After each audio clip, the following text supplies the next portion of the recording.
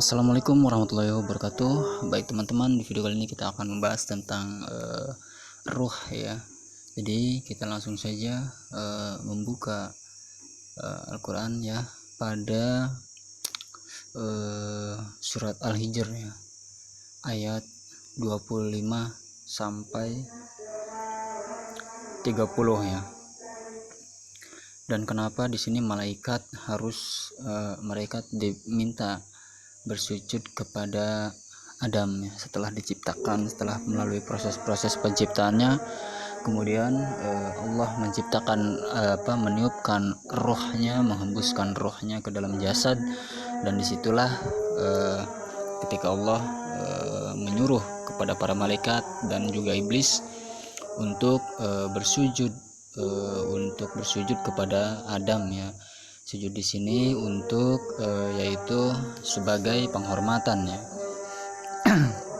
Tentu saja bukan hanya penghormatan akan datangnya makhluk baru yaitu yang dinamakan Adam, akan tetapi juga di dalam proses penciptaannya. Di sini kita lihat ya, saya tertuju kepada surat Al-Hijr ayat 29 ya, yang berbunyi fa idza sawaituhu wa nafakhtu fihi min ruhi faq'u lahu sajidina. Nah, kalau kita melihat artinya sebagai bahasa Indonesia yang ditranslate ya, jadi terjemahannya, maka apabila aku telah menyempurnakannya, kata Allah, dan aku telah menghembuskan atau meniupkan roh ciptaanku ke dalamnya, maka tunduklah kamu kepadanya dengan bersujud.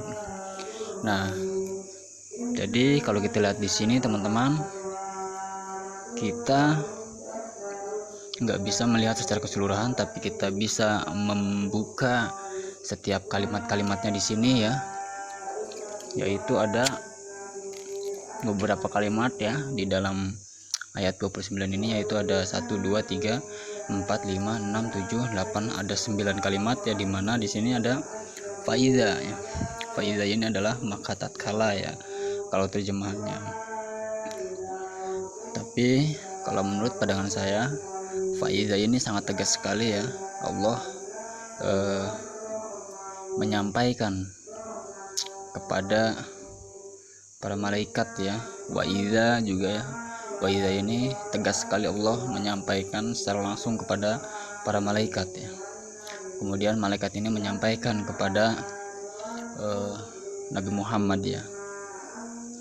Dan faiza ya, sawaituhu, ketika aku telah menyempurnakannya, kata Allah, dan wanafakhtu, dan meniupkannya fi ke dalamnya ya, mirruhi. Nah, kali ini kita tertuju kepada ini teman-teman, kalimat ruhi ya.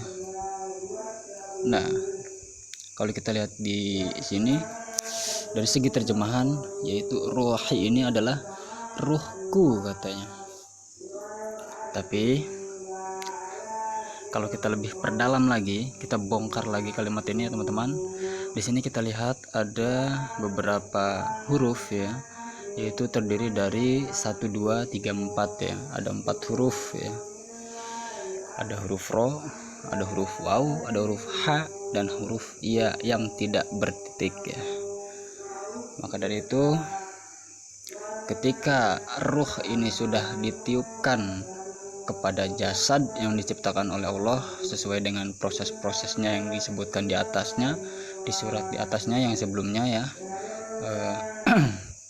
itu ketika si ruhnya yang diciptakan Allah ini ya bersatu dengan jasad, itu nanti ya-nya ini bisa menjadi bertitik, menjadi titik 2.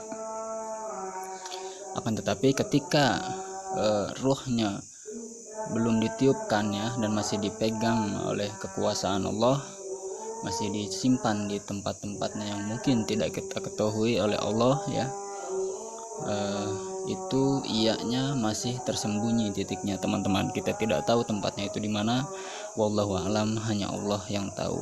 Akan tapi di sini kita sebagai makhluknya diberikan sedikit pengetahuannya. Nah, di sini kita lihat ruhi. perlu diketahui bahwa ro ini adalah suatu tempat ya. Wow di sini adalah dimatikan ya. Ru makanya dibacanya ru bukan ruah ya. Jadi ru makanya di suatu tempat yang tidak diketahui ya. Hai hai ya. Ruhi tapi hi ya.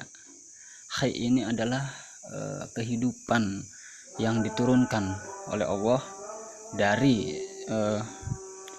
atau yang diciptakan oleh Allah, yang diambil dari suatu tempat yang tidak kita ketahui. Mungkin berarti kalau kita melihat dari segi arti ini ya, makna per huruf ini berarti bisa kita simpulkan bahwa ruh ini memang sudah ada sebelum proses jasad ini. Ruh ini sudah disiapkan oleh Allah Subhanahu wa taala sebelum ditiupkan ya, paham. Nah, nanti ketika ruh itu sudah ditiupkan ke dalam jasad ya, pada umur 4 bulan di perut bunda, ibu-ibu ya yang sedang hamil, ketika ruhnya Allah ini, kehidupan yang ditiupkan kepada calon-calon bayi ini di umur 4 bulan atau 120 hari ya, kalau nggak salah itu ya. Nanti dia barulah menjadi ya-nya ini akan muncul titik 2-nya ya. Nah, kemudian setelah keluar ya dan hidup dan itu disebut dengan arwah. Ada huruf alifnya ya, arwah, dan ditambah wawnya juga hidup, tapi ya-nya dihilangkan. Itu ada ha, ada alif, ada ro, ada waw, dan ha ya. Ada alif ini adalah bentuk wujud dari suatu makhluk ya. Kemudian ro ini adalah tempatnya, tempat yang bukan tempat ya, jasadnya, untuk tempat ruhnya ya, untuk tempat ruh yang dihembuskan oleh Allah.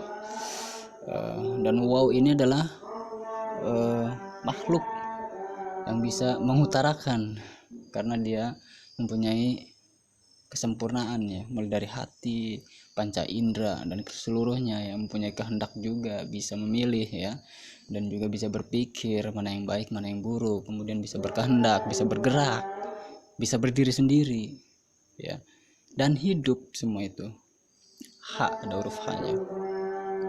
Nah, jadi bisa kita ambil kesimpulan bahwa memang roh itu adalah ada ya, dan kata Allah, kata Nabi, itu adalah hanya urusan Allah, dan kita tidak dikasih tahu lebih banyak ya. Gak tahu, mungkin wallahu alam ini hanya penjabaran saya saja, mungkin saja ada mudah-mudahan bisa menambahkan iman kita ya teman-teman. Jadi kita yakin bahwa roh itu memang dihembuskan atau ditiupkan oleh Allah Subhanahu wa taala agar si jasad itu bisa hidup, bisa bergerak ya, bisa berdiri, bisa berlari, bisa berbicara, bisa menulis, bisa membaca, bisa melihat ya.